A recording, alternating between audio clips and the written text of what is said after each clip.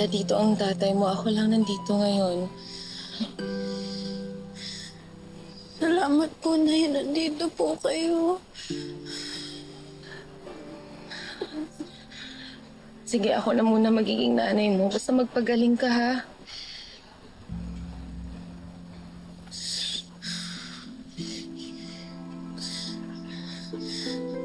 Sige na, Nay. Madali. Ito po.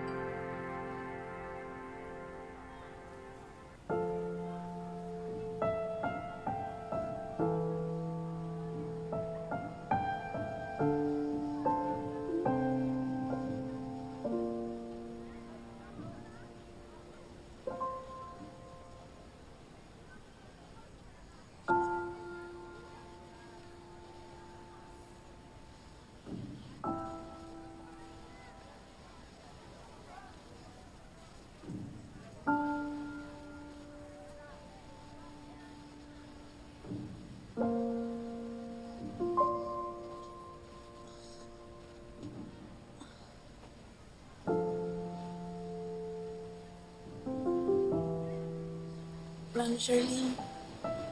Princess, huwag mo nang gisingin yan. Puyat na yung kagabi. Po?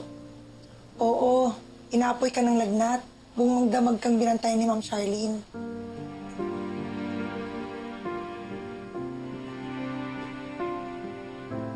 Oh, okay ka na ba? Okay na po ako. Bakit parang naiiyak ka pa?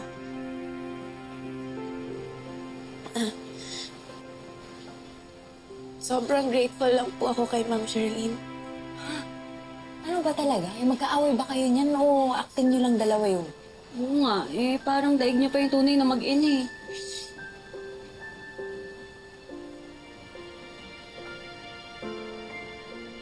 Kahit pala may hindi kayo pagkakaunawaan,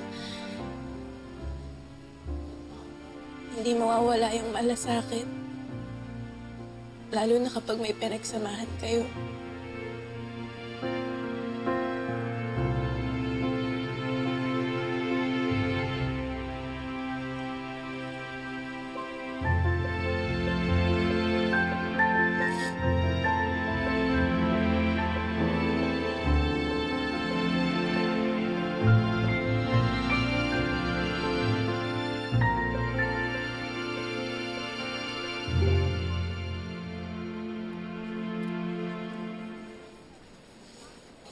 Ma'am Charlene, ang husay niyo naman. Talagang alam niyo paano gawin yan. Weng, bukod sa business ko, nasanay na akong gawin to nung nakulong ako noon. Talaga po? Nakulong na kayo dati? Oh, in fact, sa kulungan ko pinanganak ang anak ko. Wow! Talaga? Grabe. Princess, kumusta ka? Baka mabinat ka. Okay na po ako, Ma'am Charlene. Salamat po. Salamat po sa pag-aalaga niyo sa akin. Ginawa ko lang yun dahil obligasyon ko. At gagawin ko rin yun sa iba kapag nagkataon. Kahit pa po. Mula po noon hanggang ngayon, alam ko po na mabuti kayo. Pero hindi pa rin magbabago ang sitwasyon. Pinakidnap mo yung anak ko. Naniniwala pa rin po kayo dun? Yun ang tinuturo ng circumstances. Kayo rin naman po, Ma'am Shirley, ang tinuturo ng circumstances sa pananakit at pagtangkang pagpatay kay Ate Leilani. Princess, iba ang kaso ko. Ano po naging iba yun? Dahil po ba mayaman kayo at mahirap ako? Dahil ina ako. At anak ko ang biktima. At gagawin ng lahat ng ina para protektahan ang anak niya. Cristobal, May bisita ka. Sino?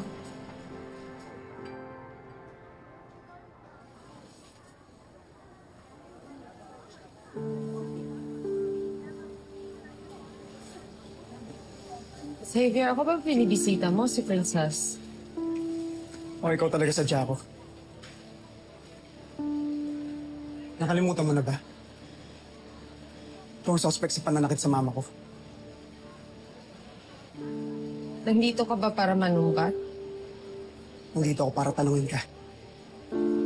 Saan mo dinala yung mama ko, ha?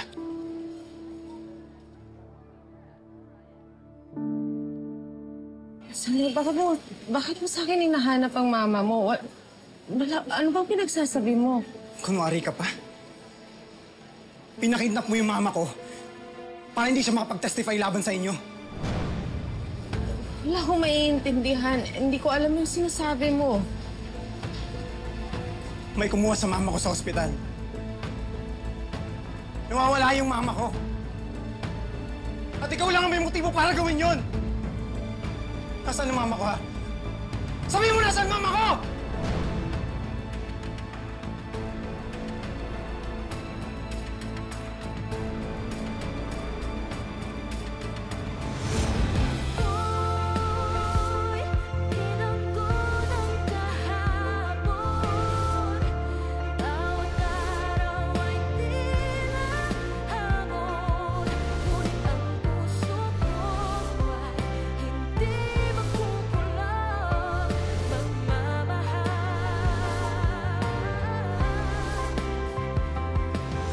Princess, desperado na ako. Gusto kong mahanap yung mama ko. Si Ma'am Charlene yung talagang posibleng suspect na magpadukot sa kanya.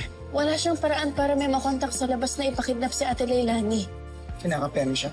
Xavier, I'm sorry. Pero Hindi ako na marinig ang sasabihin mo. Alam kong suspect yung mommy ko sa nangyari sa mama mo. Pero kung talagang may ginawa siyang kasalanan, kahit kadugo ko pa siya, mas gugustuhin kong maparusahan siya. Nawawala raw si Leilani. Tapos ako yung pinagbibintangan. Dahil sa pagkawala ni Leilani, hihina ang kaso laban sa'yo. Maaari itong ma-dismiss. Hanggat hindi nahahanap si Leilani, delikado tayong ma-expose ni Rina. Kumuha na ako ng investigador para tutukan ang kaso ni Leilani. Sa ngayon, sasamantalin ko lang yung pagkakataon na to para maagaw si Raymond. Nagsisimula na ang lamat. Kailangan ko lang basagin ang relasyon nila. Raymond? Ito ba ang dahilan kung bakit ka nagpalit ng abogado natin? Raymond? Pare, sandali lang. Huwag mo ako mapare-pare. Ano kung matagal mo nang inaasa ang asawa ko, ha? Abogado ako ng asawa mo. Wala akong ibang concern kundi mapalaya ang asawa mo. Para matuloy niyo yung affair ninyo? Raymond, tumigil ka na nga!